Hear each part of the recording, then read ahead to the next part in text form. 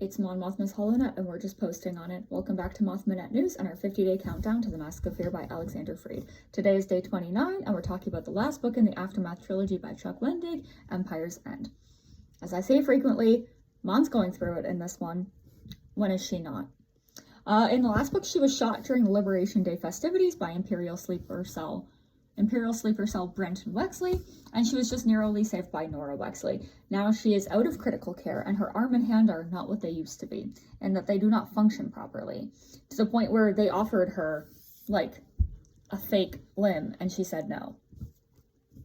Right? So yeah, she's not doing great. Mon is not often a character who carries physical manifestations of her trauma, but in this case, she does. That is also very important for her character, I think, and also because she doesn't have, like, very many physical scars. A lot of people are like, oh, well, you haven't sacrificed enough. Okay, well, just because, you know, you don't have a physical scar doesn't mean you don't have emotional scars or just physical scars that people can't see. Yeah, in this case, she definitely is carrying physical manifestation of her trauma. Yet there are those in the Senate who are rather dismissive of this, including, but not limited to, her opponent in the current chancellor race, the Orishan Senator Wartall. I don't like this man. Not at all. In many ways, I feel as though his goals are not to have a strong new republic, but more an empire that he rules. He's not anti-imperial, he's just anti-imperial when it's not him ruling the empire. He and his people were treated very poorly by the Empire. They were enslaved, and they sacrificed much in order to rid their planet of the Empire. This is not meant to, like, my dismissal of him and how I believe that he is more an Imperial who just doesn't like that specific Empire is not meant to downplay the trauma that his people went through at all. It is much more of the vibe of, I suffered, so everyone else should suffer too. Which is not how you make the galaxy a better place. A lot of Wartall's rhetoric also sounds very much like the rhetoric of the Empire, and this is brought up at one point by someone who would know that rhetoric very well, ex-Imperial loyalty officer Sinjir Rathvelis. Mon receives word from Temmin Wexley and Sinjir that the Empire is at Jakku, and while she's making plans with her advisor Oxy, Princess Leia, and Admiral Akbar, Wartall breaks the news of this to the Republic to gain him some political favor. Mon is already not doing great in the polls, and she was reluctant to just tell the New Republic the location of the Empire, as she wanted a plan in place to deal with it before so that she wasn't just going like, we know where the Empire is, and having people be like, okay, what are we going to do about it? And she's like, I don't know. She wanted to come at them with a plan, right? She wanted to have things set up already kind of in motion so that they weren't wasting time, resources, and manpower, right? And also not risking the New Republic. You know, because telling the entire galaxy that, hey, we know where the Empire is, cool. The Empire also knows that you know where they are. So now they're very much more expecting you than they were before. Not a great thing to do is tell the enemy, hey, we know exactly where you're hiding. Just sounds like a really dumb thing to do. And yeah, so this is just one of those things that shows her leadership over his, and that she wanted to be able to do more than just tell the people where the Empire was, but also tell them how she was going to deal with it. I much prefer when a politician is like, hey, this is the problem. These are the steps I'm going to take to try and solve it, rather than, here's the problem, I'm going to fix it. I have way more confidence in the first one. I also don't like very strict promises of, oh, I'm going to fix this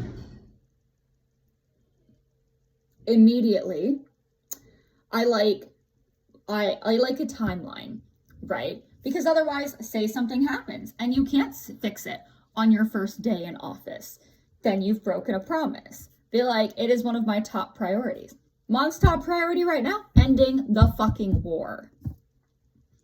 Yeah, so who would have thought that people would have slightly more confidence in somebody who actually can tell them, hey, here's the problem. This is what I'm going to do to fix it.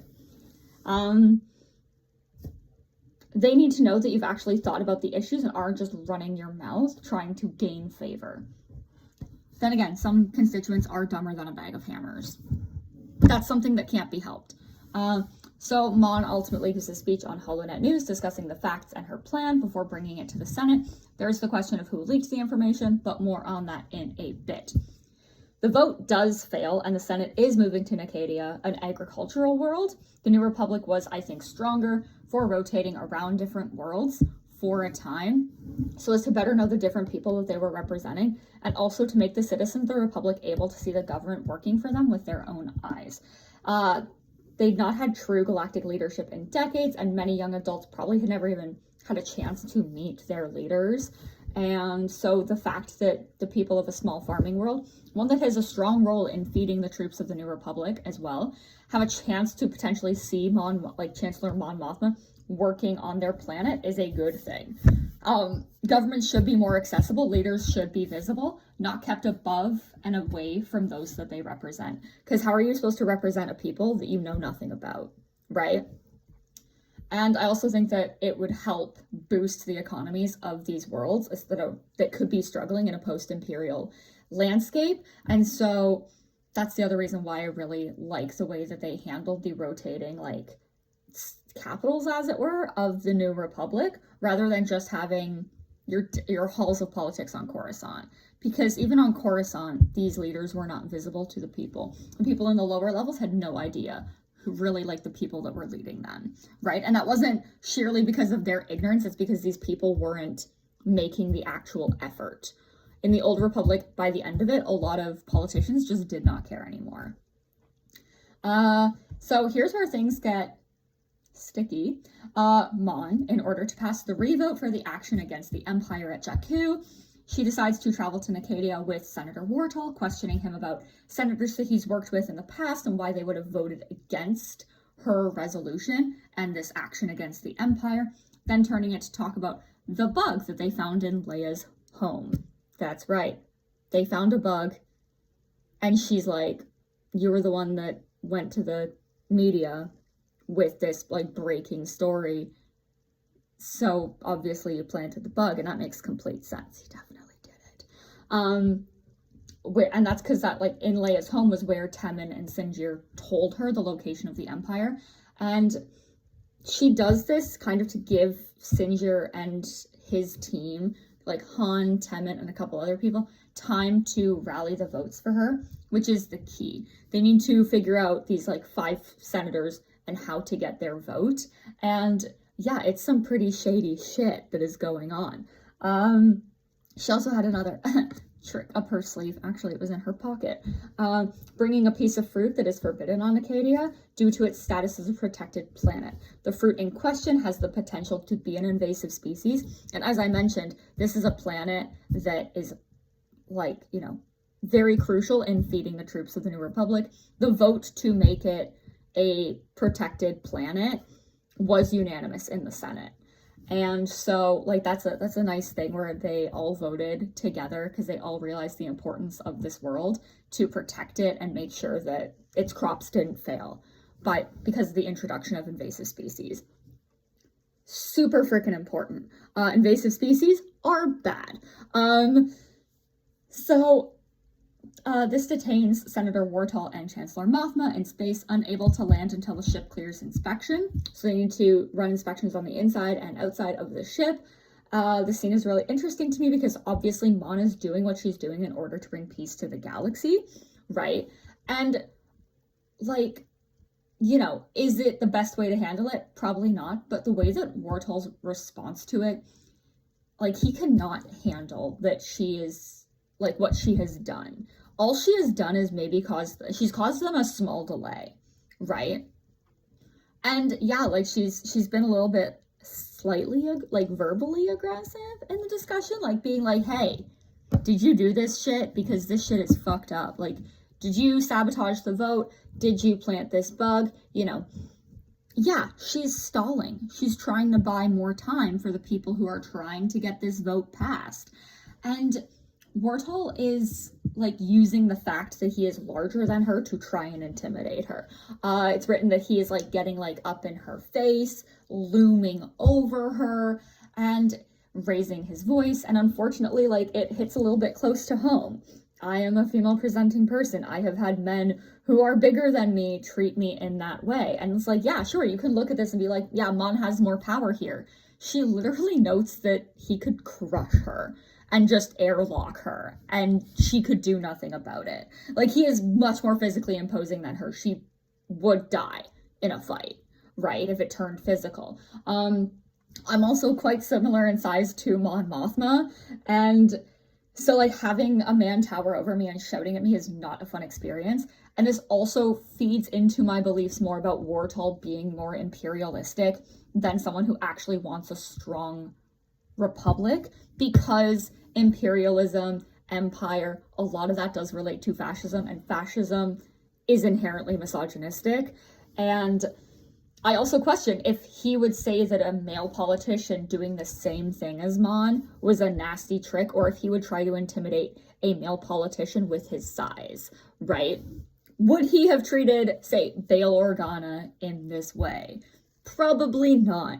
Bail Organa is a guy who I think is like 6'2", decent build. He's not a stick-thin woman who could probably be like snapped like a twig. She's literally compared to a twig in this book. Like, you know, so I ask these questions because in other videos, my statements suggesting misogyny from fans that Mon is faced with, because a lot of Star Wars fans are misogynistic, and we see this in the way that they treat not only Mon, but a lot of other female characters as well.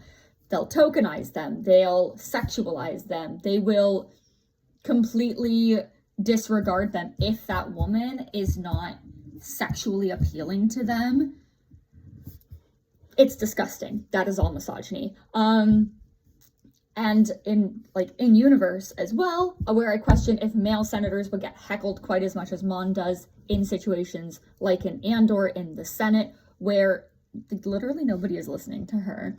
She is a core world politician. She is powerful. She's held this seat for a while, and they're shouting over her and booing her.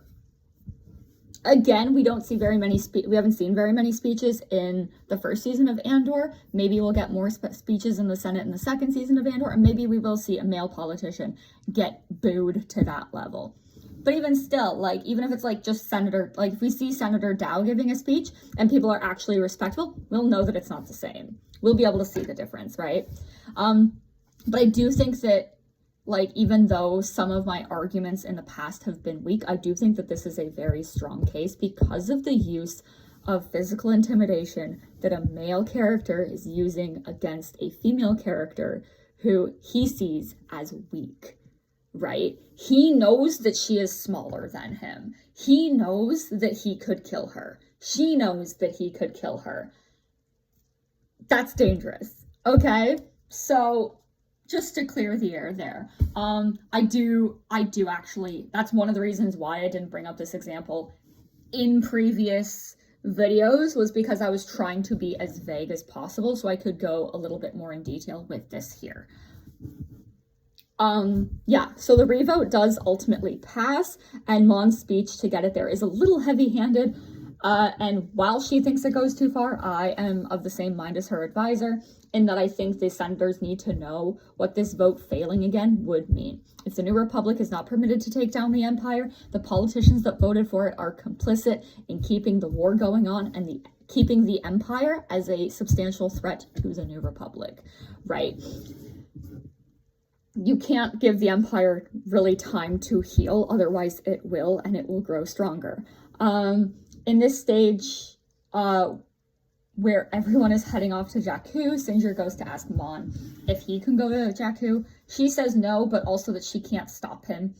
She does stop him on what probably would have been a suicide mission for him, and offers him a position as her second advisor, because she needs a cynic who isn't afraid to do what needs to be done.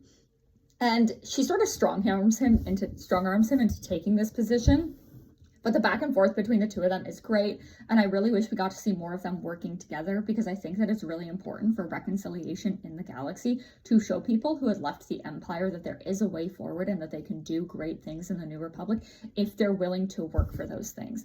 Several Imperial defectors held high ranks within the rebellion: Magna Tolvin, Alexander Callis, Crix Maydeen, Jan Dodonna, right? All of these like really prominent rebels throughout different stories coming from the Empire after being like, the Empire's fucked up, right? They saw the truth and they became really strong rebels. And I think that without them, the war would have been a lot more difficult, especially for people like Crix Maydeen. Without him, what would have happened? Without Dodonna, what would have happened? And I'm not even a fan of Dodonna, but I acknowledge that his role in the war effort is incredibly important, because you know, he is a leader of the rebellion for a reason, right? And, you know, while there are issues with simply just granting pardons to Imperials, there are those that are willing to pay for what they did in the Empire and then move forward and help the New Republic in succeeding in their goals to defeat the Empire. And Sinjir is one of these people. From the moment that he takes on the job of Mon's advisor, he is immensely loyal to her, and he cares very deeply about her safety. He doesn't think that he wants the job, which actually kind of makes him perfect for it, because I find that, like, if you want a position of power, you're probably not a person that deserves it. But if you're like, this is kind of like what I have to do, if you're like, I don't want to be in this position, you might be better suited to the job.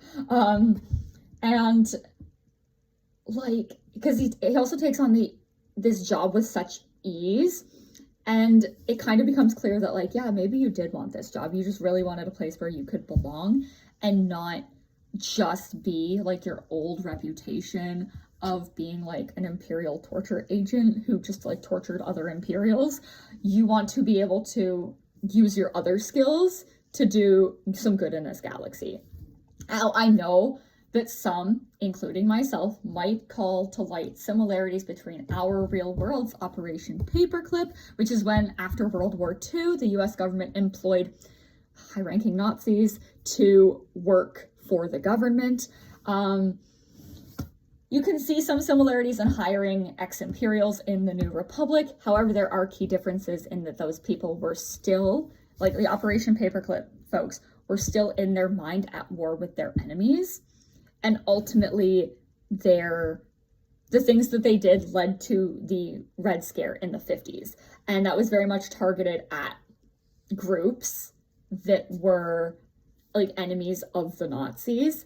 Whereas that's not what's happening here. That's not how the First Order ultimately like grows within the galaxy. You know, like the ex-Imperials that are joining the New Republic, that joined the rebellion, they are very much like willing to work with the people that were once their enemies, and they're willing to sacrifice so much in order to see the New Republic prosper. Yeah, like they didn't really have the equivalent of a Red Scare in the New Republic, which kind of does remove part of the like comparison to Operation Paperclip. And I'll make jokes. I'll be like, oh, look at this ex-Imperial, they got Operation Paperclipped. But I say that to people who know the history and know that I'm just being like, they were hired by the New Republic. We're not going to go into that whole history lesson there. But we're going to talk tomorrow about the role of those in government that did help and assist the First Order in its rise to power.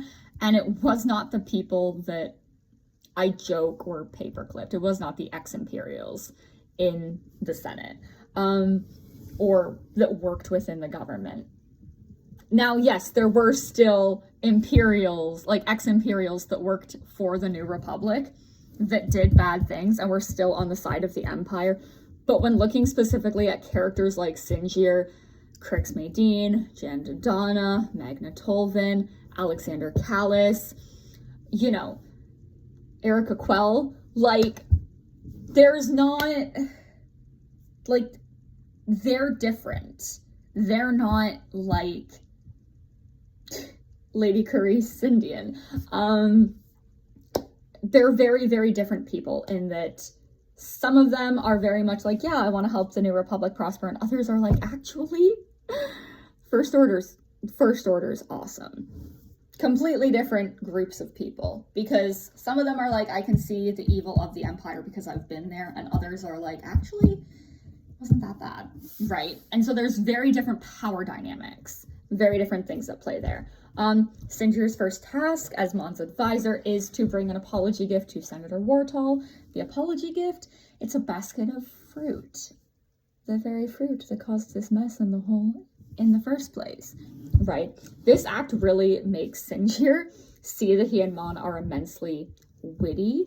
Like, the two of them share a crispness of wit, as he referred to it, and could have a very strong working relationship together. He's now able to see through the boring facade that she puts on and sees how she's willing to play a little dirty, and while he is the one getting his hands dirty and doing the scrapping for her, she very much approves of it. He's like, I'm not going to hold my tongue. She knew what she was getting when she sent me. This is obviously something she'll be okay with.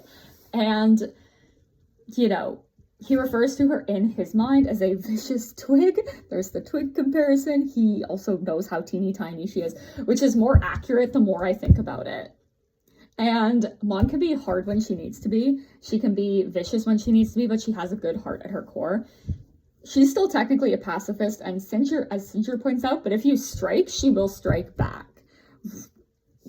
We know that already. Singier defends Mon to Wartall, and during this confrontation, Mon's office is blown up.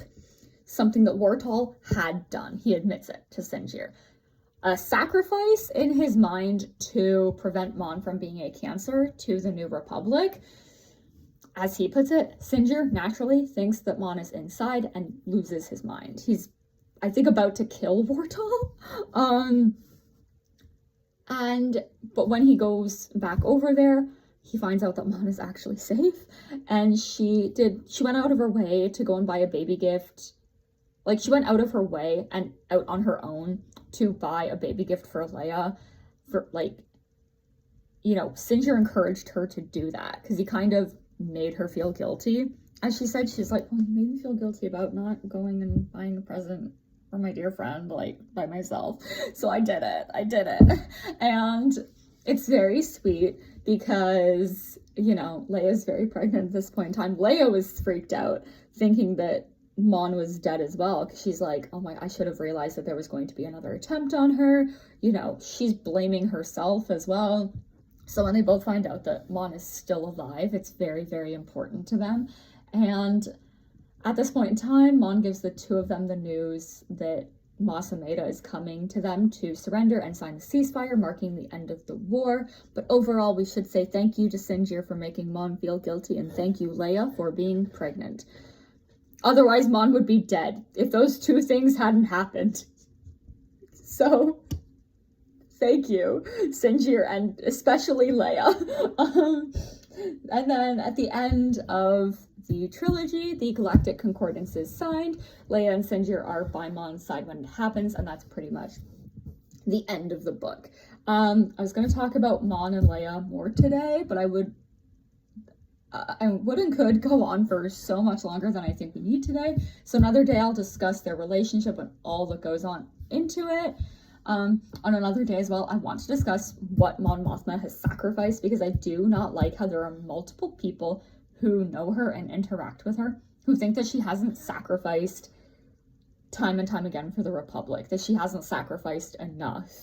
And she's not only sacrificed for the Republic, the Rebellion, the New Republic.